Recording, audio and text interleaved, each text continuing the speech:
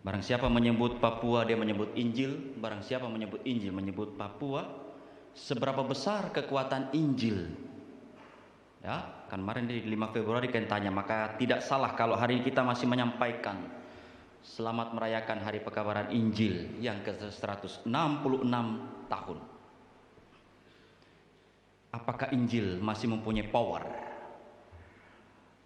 Di tahun era 2000 ini, berbahagialah mereka yang menjadi ASN, PNS, bahkan ada TNI Polri yang menikmati karena kekuatan Injil. 5 Februari diliburkan. Ya toh? Senang nggak libur? Oh, siapa bilang nggak senang? Itu peninggalan sekolah. Dulu kalau kami sekolah, kalau ada kalender merah kami paling senang. Ya. Karena Injil. Ya. Karena Injil itu pula lah dua orang muda tidak mau mengambil nikmat sebagai muda. Otto dan Geisler berani meninggalkan benua Eropa menuju ke benua yang masih gelap. Karena Injil itulah dua orang ini tidak disambut oleh apa-apa di Mansinam oleh orang Numfor. Mana ada Otto dan Geisler tahu bahasa Numfor. Kemarin 5 Februari siapa yang menyanyikan bahasa Sentani di Yahim? Liturginya bahasa saya? Nah, kita yang Ramoyo belajar nggak?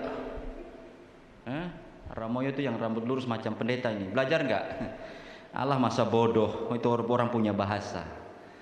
Tapi ketika kita tidak mengenal bahasa, anak-anak kita cuma diajar good morning, gitu. I'm not good morning, I'm good yoku, gitu ya. Iya, bahasa Sentani selamat pagi apa? Pak Pendeta, terima kasih karena minggu lalu kami pimpin di Kayu Pulau, kami diajar bahasa Kayu Pulau dengan wani yang apa begitu. Nah, karena itu, karena ketika Injil akan masuk satu wilayah, dia harus mengikuti apa yang menjadi kekayaan wilayah itu. Ya. Sama, waktu Injil masuk di wilayah Toraja, Manado, Batak, ya toh? Zamannya Nomensen masuk ke Batak, dia harus belajar bahasa Batak. Maka hari ini sampai hari ini HKBP liturginya bahasa Batakar, Batak Simalungun, ya toh? Kita baru disuruh bahasa Sentani baru 2 kali. Kita sudah babak belur. Syukurlah kalau kita yang Ramoyo yang babak belur. Jangan sampai yang marga-marga asli Yahim juga nggak tahu bahasa Sentani ya. Iya, ada Vele, Pangkali, ada Taimi, ada apa lagi toh? Karena bahasa Sentani ini dialek timur beda, tengah beda, barat beda. Tapi oleh kekuatan Injil kita dipersatukan. Oleh kekuatan Injil kita boleh dipertemukan. Tema kita pagi ini, hiduplah sesuai Injil Kristus dan teguh dalam iman. Itu yang Paulus minta kepada mereka yang di Filipi. Karena Paulus pernah mengatakan begini, ada orang yang memberitakan Kristus karena dengki dan perselisihan. Ya, biasanya kita juga bilang, oh tunggu, pas ibadah saya yang pimpin, kalau dia duduk, saya sikat dia punya hidup. Itu bukan karena kabar baik, tapi karena mau menjatuhkan orang. Kan ada begitu. Walaupun pura-puranya, ini Injil, ini kabar baik. Selama saya tidak menyinggung namamu kan tidak salah, betul. Tapi hati, ya. Ada orang yang memberitakan Kristus karena kasih, sebab mereka tahu bahwa aku ada di sini. Itu Paulus sampaikan. Hidup kekristenan harus sepadan dengan Injil Kristus. Ini yang susah. Kita ini selalu melakukan atau melaksanakan nyanyian MPL, musik pelepas lelah, lain di bibir, lain di hati. Ya, bilang sungguh saya mengasihi Kristus. Kalau pujiannya lagi ini, ku mau cinta Yesus selamanya, meskipun badai datang silih berganti, toh. Seperti tadi PKB bilang di tengah ombak, ya. Bapak-bapak pernah lihat ombak? Kami waktu kuliah diajar begini, ombak di laut yang besar tidak bahaya, tapi ombak di tepi pantai yang kecil itu bisa menenggelamkan orang. Itu orang-orang biak, orang-orang mana yang tahu ombak itu? Di pantai Yahim ada nggak ombak? Sampai sekarang kan terkenal tuh pantai Yahim tuh, kami bingung juga. Kenapa disebut pantai? Apalagi sekarang ada dermaganya lagi diperbaiki. Sio sayang itu akan menjadi ikon yang terbesar ya, salib besar. Mudah-mudahan tidak ada Wiro yang Yanti di situ banyak-banyak. Yang ceper, yang tinggi, yang ini tuh salib besar. Tapi dermaga itu jangan sampai sepanjang itu Syukur kalau Coca-Cola, Sprite, Fanta, ya nampak Coca-Cola tapi sudah dimodifikasi. Ya. Salib besar, di sebelahnya ada angka-angka, togel. Ya, wah ini Injil. Nah. Salib tinggal salib. Kekuatan salib seperti apa itu kembali kepada Injil.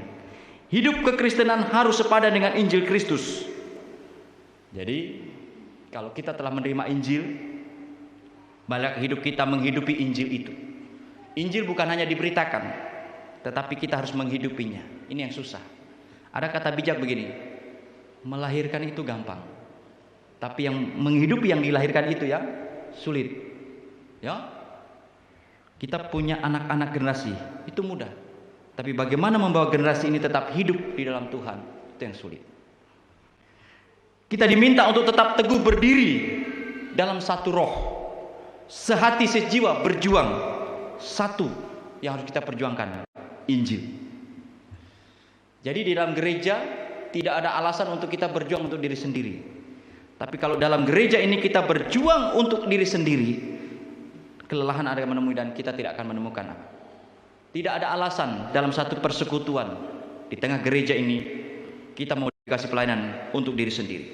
Tapi kalau satu roh, satu jiwa, satu tujuan, yang tidak mungkin menjadi mungkin, yang tidak ada menjadi ada, yang tidak bisa menjadi bisa, itu akan terjadi di Yahim ini.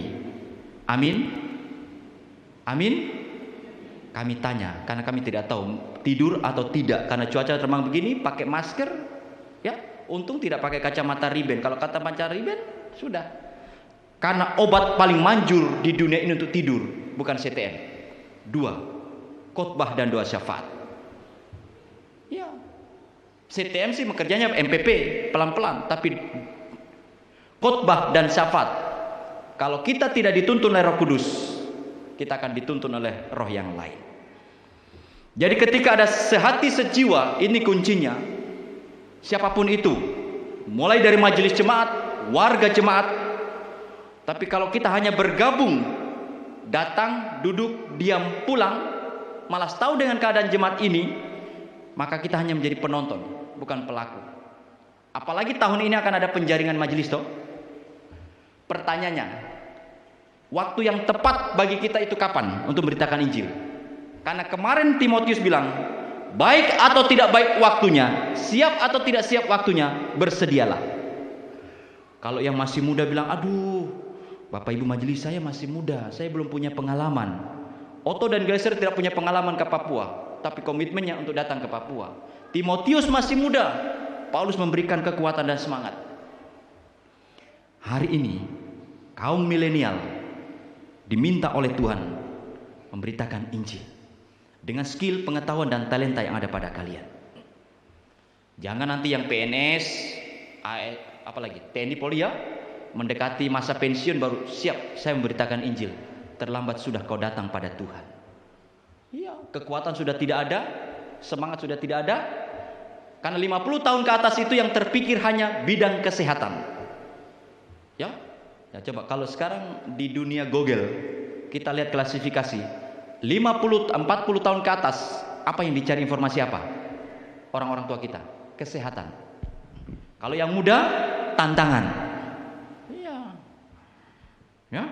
Coba kita klasifikasi yang pengunjung apa-apa yang itu, kalau usia 40 tahun ke atas yang dilihat itu makanan ini bertentangan gak ya? Makanan ini begini ya, makanan begini ya, begitu?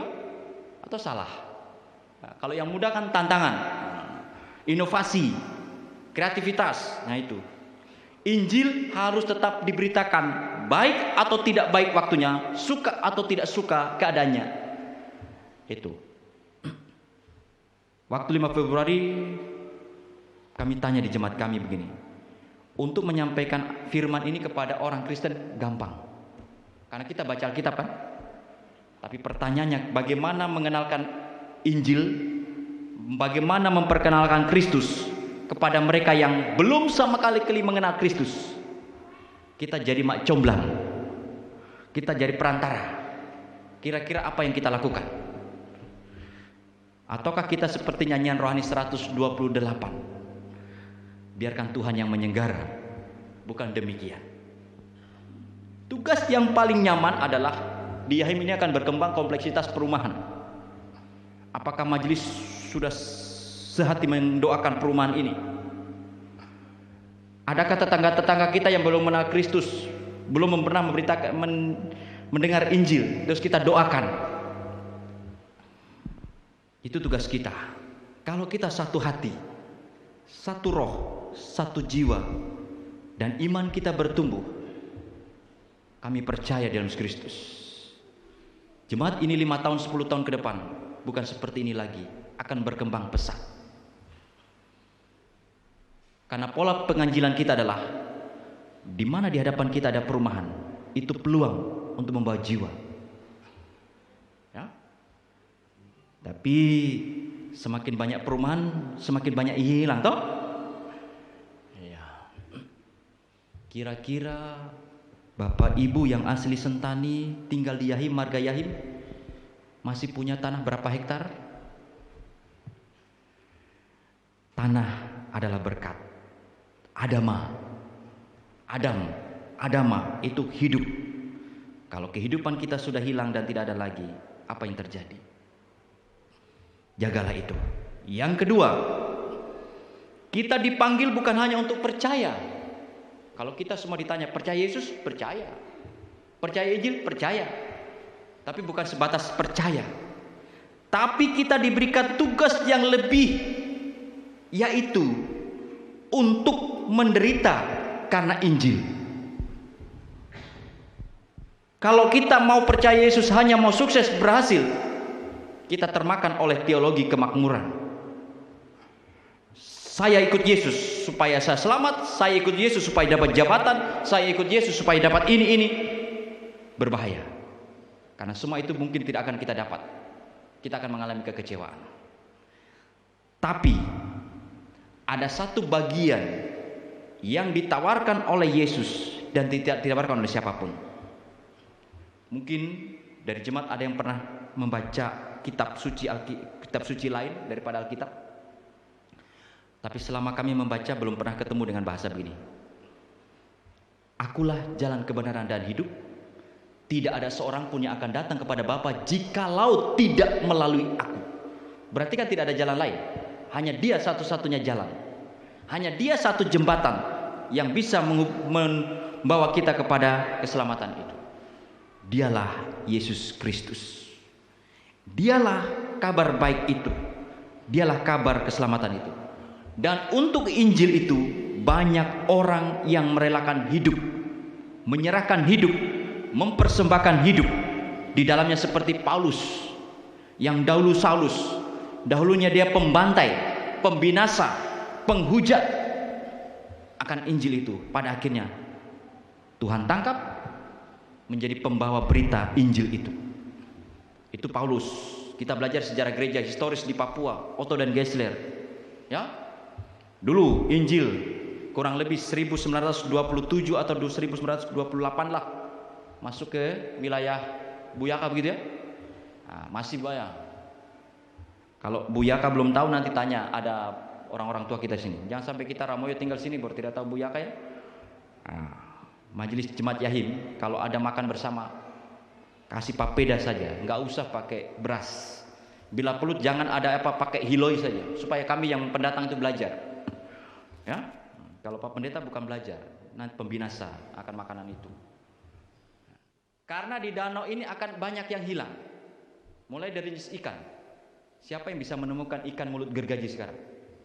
Ada? Cuma gambar. Hari ini akan dikuasai ikan lohan. Lama-lama ikan gabus, ikan gastor, apalagi itu akan hilang. Karena apa? Mau panen tidak mau menanam begitu ya? Iya. Bagaimana mau tebar ikan Pak? Kami baru taruh waring di bawah kolom saja, 3 hari waring itu sudah bocor. Iya. Tetangga sih tetangga, tapi iri hati jalan terus. Iya. Maka banyak ya, kita pakai ilustrasi orang Waropen. Mudah-mudahan tidak ada Waropen. Jangan sampai pendeta turun baru ditanya orang Waropen. Tahu keraka? Keraka tahu? Kepiting, maksudnya begitu. Baru keraka saja. Itu bukan kepiting Pak Pendeta. Ada 2 orang berkelahi gara-gara apa? Masalah kaskado dan garai saja. Apa bedanya kaskado dan garai? Sama kan? Cuma beda istilah. Sama dengan keraka dan kepiting. 3 ekor kepiting ditaruh di loyang. Kira-kira mana yang bisa sampai di atas? Ada nggak? Tidak ada. Karena begitu satu naik, yang dari bawah naik turun. Satu naik pasti turun. Sama dengan budaya kita. Baru dipromosikan kepala seksi, yang lain sudah, itu tidak layak. Tidak bisa dia. Apa yang dia mau kerja? Ya toh? Ya, itu kebiasaan kita. Kenapa kita tidak bilang dia mantap, dia bagus, kita dukung, kita doakan? Kalau anak-anak Tuhan begitu, kalau ada yang satu dipromosikan, dukung dan topang dalam doa, dan untuk menolong orang lain, sekalipun dia hanya satu kelebihannya, tonjolkan kelebihan dia, tutupi dia punya kekurangan, supaya dia bisa menapaki hidup. Apa yang kau buat, orang lain juga akan buat. Tapi kita ini tidak kan, macam kerakan atau kepiting tadi. Baru satu dipromosikan jadi RW, anggota yang RT bilang, kenapa dia? Seharusnya saya. Baru RW toh. Apalagi kalau kepala kampung. Syukurlah pemilihan kepala kampung Yahim aman ya. Aman di dalam kehendak Tuhan, tapi tidak aman dalam kendali manusia. Jadi kalau kampung ini mau aman, kita mulai dari pribadi-pribadi kita. Ada kata bijak begini, satu keluarga yang kuat dimulai dari pribadi yang kuat. Gereja yang kuat dimulai dari keluarga yang kuat. Negara yang kuat dimulai dari masyarakat yang kuat. Jadi kalau kita menjadi pribadi yang kuat di hadapan Tuhan, kita dapat memberitakan Injil sekalipun waktunya tidak baik. Hari ini mungkin kita di Papua masih bisa bebas membawa Alkitab ini. Kami punya pengalaman di wilayah lain. Ketika kami harus ibadah, ada kantong plastik harus kami dipakai. Ada aturan yang tidak tersurat, tapi tersirat. Ketentuan-ketentuan lain akan membuat kita orang-orang percaya tidak menemukan kesuksesan di dunia ini. Tapi percaya, kalau karena Injil kita menderita, dan kalau Tuhan sudah tetapkan kita menjadi kepala, kita tidak akan tetap menjadi ekor. Jangan lengah, jangan tawar hati kalau kita menderita karena Injil. Karena Injil itu adalah kekuatan Allah. Itu yang tertulis di Roma toh? Ya, kita ini cuma ingat biskuit Roma saja, jadi kita Roma itu nggak tahu. Ya, makanya kalau Natal kemarin ada nggak biskuit Roma karena pandemi COVID-19, ya? Jadi COVID ini membawa berkat bagi bapak-bapak yang punya gajinya tidak berkurang karena ibu-ibu tidak mau beli lipstik. Ngapain mau beli lipstik? Cuma nempel di masker. Tapi anehnya masker ibu tertukar kepada bapak ada lipstik, dan ibu menuduh bapak. Kan biasanya kita punya kebiasaan masker ini selesai kita pakai kita tidak buang, pasti gantung dia. Nah, ada tempelan lah lipstik di situ, padahal lipstik mama. Terus bapak tertukar. Nah, pergi naik mungkin ngojek kah, beli pinang, dia taruh begini, terus ibu tanya, "Loh, itu kok ada masker, ada lipstik? Lipstik siapa?" Jangan dipikir lipstik bisa menjadi masalah. Nah, iya. Jadi bapak-bapak dan kita semua kan ada ketentuan kesehatan. Masker yang tim medis punya itu yang macam ini maksimal 4 jam kan dipakai. Nah, kita ini manusia yang tidak mau boros, jadi dicuci di ini. Nah. Dan lipstik juga membuat kita masker membuat kita pura-pura tidak kenal orang. Ketentuan atur jarak, sedangkan belum ada COVID saja kita sudah atur jarak, apalagi ada COVID, ya. Setelah itu rajin cuci tangan. Rajin cuci tangan ini semasa belum ada pandemi sudah kita diajarkan cuci tangan toh? Ya, budaya kita seperti itu, tapi ya namanya manusia, kita melupakan apa yang jadi tradisi dahulu atau kebiasaan dahulu, ya kita dengan ada pandemi.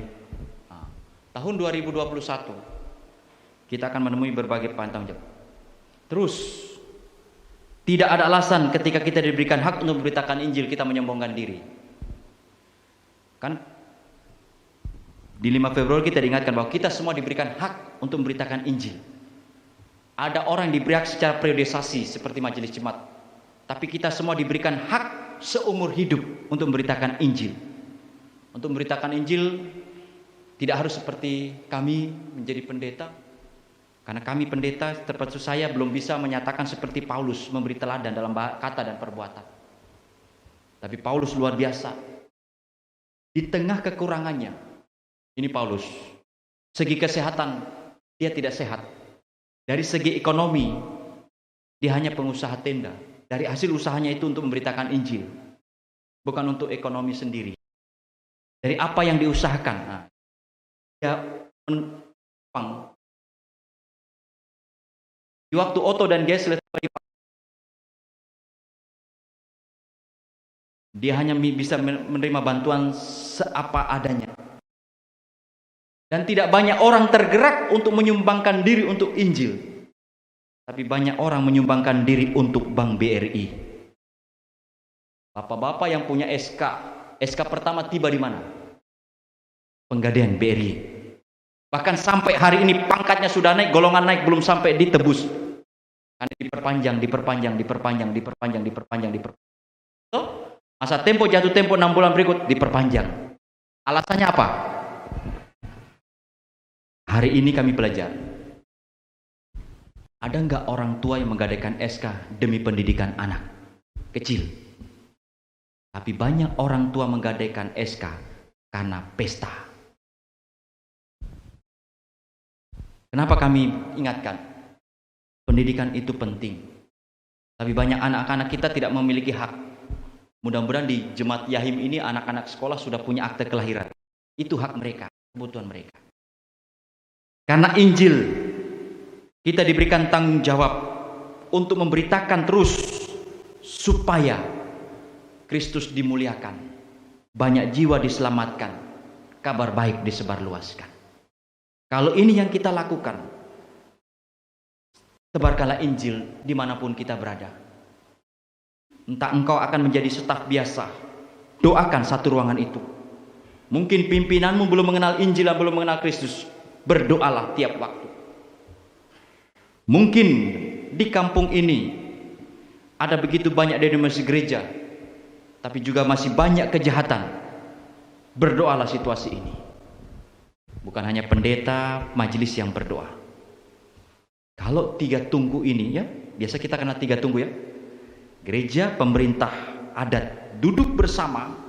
Duduk bersama itu bukan membahas rancangan program rancangan program kampung, tapi berdoa.